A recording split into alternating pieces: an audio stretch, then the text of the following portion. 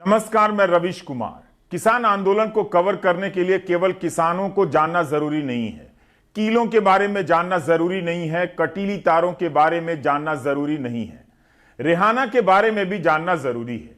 कसमों में श्रेष्ठ कसम, विद्या कसम खाकर कहता हूं, मैं रिहाना के बारे में नहीं जानता था। कसमों में श्रेष्ठ कसम, विद्या कसम खाकर कहता हूं, मैं रिहाना के बारे में नहीं जानता था। हम तो रेहाना सुल्तान को जानते थे, जो इलाहाबाद की रहने वाली थी, जिन्हें 1970 की दस्तक फिल्म के लिए राष्ट्रीय फिल्म पुरस्कार मिला था। इस फिल्म के लिए मजरूह सुल्तानपुरी ने कमाल की एक गजल लिखी है। हम हैं मताए कूचाओ बाजार की तरह, उठती है हर निगाह खरीदार की तरह। आप YouTube में सुनिएगा, इसकी एक और पंक्ति है। मजरूह लिख रहे हैं वो अहले वफा का नाम, हम भी खड़े हुए हैं गुनहगार की तरह। जल्दी ही समझ में आ गया कि जिस रिहाना के कारण अपनी रिहाना का ख्याल आया, वो दुनिया की बड़ी पॉप स्टार हैं। 8 बार ग्रैमी अवार्ड जीत चुकी हैं और उनका नाम रिहाना नहीं, रियाना है। अंग्रेजी नाम के कारण उर्दू में भटक गया। रिहाना ने किसान आंदोलन पर छपी CNN की एक रिपोर्ट को ट्वीट कर दिया और सिर्फ इतना लिख दिया कि हम इसके बारे में बात क्यों नहीं कर रहे हैं। एक पॉप स्टार के इतने से कमेंट से भूचाल आ गया। ट्विटर पर महापंचायत छिड़ गई। हम आगे जींद महापंचायत की बात करेंगे, लेकिन इस ग्लोबल महापंचायत को नजरअंदाज भी नहीं कर सकते। रिहाना के पहले से भी अमेरिका, कनाडा और ब्रिटेन के कई सांसद बोल चुके हैं, लेकिन रिहाना के ट्वीट के आगे पीछे कई लोगों के और भी बयान आने लगे। इंडियन कैनेडियन कॉमेडियन और आर्टिस्ट लिली सिंह, जलवायु परिवर्तन के मुद्दे से जुड़े कई नाम जैसे Greta Thunberg, Vanessa Nakate, Elizabeth Wathuti, इन सब ने भारत में चल रहे किसान आंदोलन को लेकर ट्वीट किया। कैलिफोर्निया से अमेरिकी रिप्रेजेंटेटिव जिम कोस्टा, अमेरिकी अभिनेता जॉन क्यूसेक और ब्लॉगर अमेंडा सेर्नी ने भी ट्वीट किया है। ब्रिटेन की संसद में किसान आंदोलन और प्रेस की आजादी को लेकर बहस हो सकती है। लेबर और कंजर्वेटिव सांसदों ने भी इस पर चलाई गई एक याचिका को सपोर्ट किया है।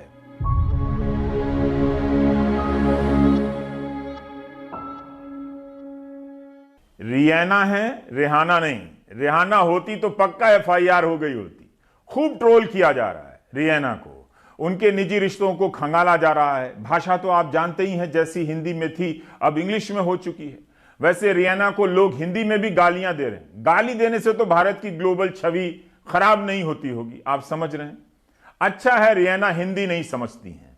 लोग रिहाना को बता रहे हैं कि तुम जानती नहीं हो किन के बारे में बोल रही हो, ये आतंकवादी हैं। बताइए, अपने ही किसान को आतंकवादी बताकर भाई लोग भारत की ग्लोबल छवि ठीक कर रहे हैं। कह रहे हैं कि यह भारत का आंतरिक मामला है, मत बोलो। लेकिन पूर्वी दिल्ली से बीजेपी के सांसद रिहाना से भारत के आंतरिक मामले में बहस करना चाहते हैं। मनोज तिवारी ने रिहाना को एक वीडियो टैग कर ट्वीट कर दिया है कि इस पर बात क्यों नहीं होती है। इस वीडियो में दिखाया गया है कि कैसे किसान पुलिस पर हमला कर रहे हैं, लाल किला पर हमला कर रहे हैं। आप ही बताइए, क्या मनोज तिवारी रिहाना को भारत के आंतरिक मामलों की जानकारी नहीं दे रहे हैं? इसी चपेट में जलवायु कार्यकर्ता मणिपुर की 9 साल की लिसिप्रिया कंगुजम भी आ गई हैं। उन्हें भी किसान आंदोलन का सपोर्ट करने के लिए काफी ट्रोल किया जा रहा है, भद्दी भद्दी गालियां दी जा रही हैं। बहरहाल, ट्विटर पर रिहाना के 10 करोड़ से अधिक फॉलोअर्स हैं। प्रधानमंत्री मोदी के भी 6.5 करोड़ फॉलोअर्स हैं। रिहाना इतिहास की सबसे बड़ी गायिकाओं में से एक है, जिनके एल्बम ने सारे रिकॉर्ड तोड़ दिए हैं।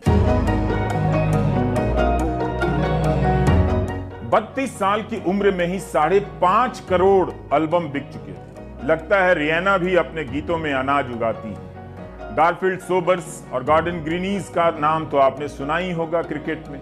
उसी बारबाडोस की रहने वाली है रिहाना। एक अमेरिकी प्रोड्यूसर ने उनकी प्रतिभा को पहचाना और अपने देश में ले आए। रिहाना अरबों कमाती हैं और लाखों दान देती हैं। कोरोना वायरस के लिए $8 मिलियन दान कर दिया। रिहाना ने म्यांमार में तख्ता पलट और नाइजीरिया में तानाशाही की हिंसा का विरोध किया है और सूडान में तानाशाही के खिलाफ चल रहे प्रदर्शन का समर्थन किया है। अमेरिका में जब ब्लैक लाइव्स मैटर के बारे में आंदोलन चला तो खुलकर बोलती रही। अमेरिका की उपराष्ट्रपति कमला हैरिस की भांजी मीना हैरिस ने भी ट्वीट कर दिया है और किसान आंदोलन की तस्वीरों के साथ लिखा है कि यह संयोग की बात नहीं है कि 1 महीना पहले दुनिया के सबसे पुराने लोकतंत्र पर हमला हुआ और आज दुनिया के सबसे बड़े लोकतंत्र पर हमला हो रहा है। हम सभी को भारत में हो रहे इंटरनेट शटडाउन और किसानों के खिलाफ इस्तेमाल होने वाले पैरामिलिट्री बल का विरोध करना चाहिए। उग्र राष्ट्रवाद भारत या किसी भी और देश में उतनी ही ताकतवर शक्ति होती है जितनी कि अमेरिका में, तो वो अमेरिका की भी आलोचना कर रही हैं। यह तभी रुकेगा जब तक हम इस सच्चाई को नहीं स्वीकारते कि फांसीवादी तानाशाह कहीं नहीं जाने वाले हैं। इसके लिए लोगों को संगठित और एकजुट होना होगा। आप किस भारतीय कलाकार को जानते हैं जो सूडान, नाइजीरिया, म्यांमार में तानाशाही के खिलाफ बोलते हैं? क्या उन्हें किसी ने दूसरे देश के भीतरी मामलों में बोलने से मना किया है? कहीं भी तानाशाही हो, उसके खिलाफ हर देश के नागरिक को बोलना चाहिए। अब रियाना का ट्वीट आया तो उसके खिलाफ भारतीय फिल्म कलाकारों के ट्वीट आने लगे कि हमें एकजुट रहना है, हमें बंटना नहीं है। लेकिन 2 महीने से किसान आंदोलन पर हैं, उन फिल्म स्टारों के ट्वीट नहीं आए। क्या किसी के कहने पर रियाना के ट्वीट का जवाब दिया जा रहा है या सचमुच उनकी अंतरात्मा ने कहा कि वो किसानों को छोड़कर रियाना के ट्वीट के खिलाफ एकजुट नजर आना चाहते हैं?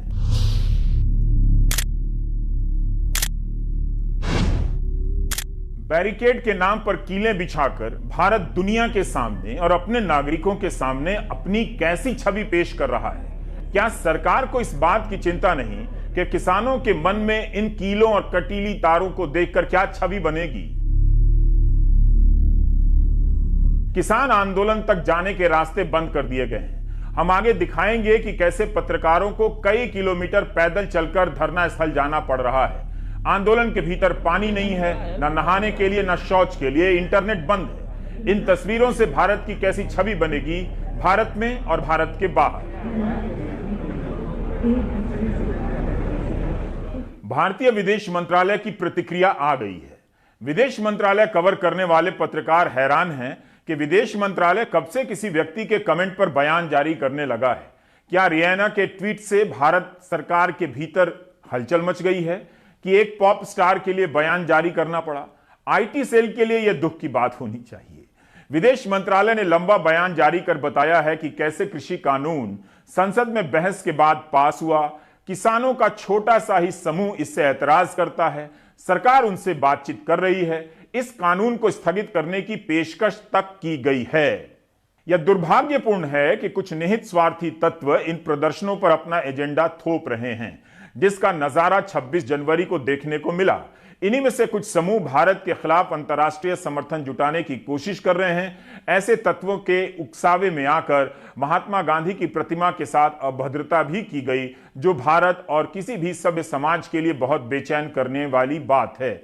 विदेश मंत्रालय इसी जवाब में कहता है कि हम चाहते हैं कि इन प्रदर्शनों को भारत की लोकतांत्रिक परंपरा और राजनीति के संदर्भ में देखा जाना चाहिए।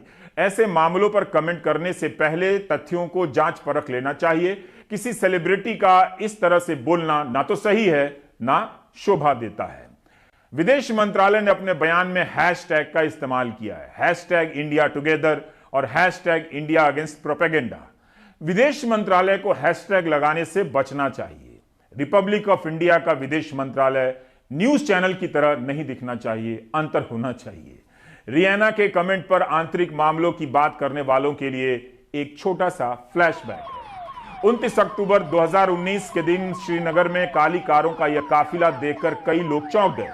भारत के विपक्षी दलों के सांसदों को श्रीनगर एयरपोर्ट से लौटा दिया गया, अंदर नहीं आने दिया गया। लेकिन यूरोपीय संघ के ये सांसद कश्मीर का दौरा करने कैसे आ गए? पत्रकार पता करने लगे कि कश्मीर का यह दौरा किसकी सहमति से तय हुआ है। पता चला कि अनौपचारिक है और एक इंटरनेशनल ब्रोकर मादी शर्मा के एनजीओ के बुलावे पर आए हैं। ये सभी किसी बड़ी पार्टी के सांसद नहीं थे। यूरोपियन संघ में धुर दक्षिणपंथी सांसदों के छोटे से समूह का हिस्सा थे। कोई बताए कि भारत के आंतरिक मामले में यूरोपीय संघ के सांसदों को सैर कराने की अंदरूनी योजना किसकी थी, या इस योजना को बाहरी तत्वों ने अंजाम दिया था? दुनिया के कई देशों में भारतीय दूतावास के बाहर पंजाब के किसानों के समर्थन में प्रदर्शन हुए हैं। जब बाहर रहने वाले भारतीयों को जमा कर राजनीतिक शक्ति का प्रदर्शन ठीक है, तो उन्हीं भारतीयों का राजनीतिक प्रदर्शन करना क्यों ठीक नहीं है? इस परंपरा की बुनियाद किसने डाली थी? अब हम बाहर के देशों में रहने वाले दर्शकों से अनुरोध करते हैं कि वे अपनी दोनों आंखें बंद कर लें, क्योंकि हम आंतरिक मामलों पर बात करने जा रहे हैं। सिंघू बॉर्डर से रिपोर्ट करना कितना मुश्किल हो गया है, यह विषय सिर्फ आंतरिक भारत के लिए है। सौरभ शुक्ला को सिंघू बॉर्डर जाकर रिपोर्ट करने और वहां से लौटने में आज 13 किलोमीटर पैदल चलने पड़े हैं।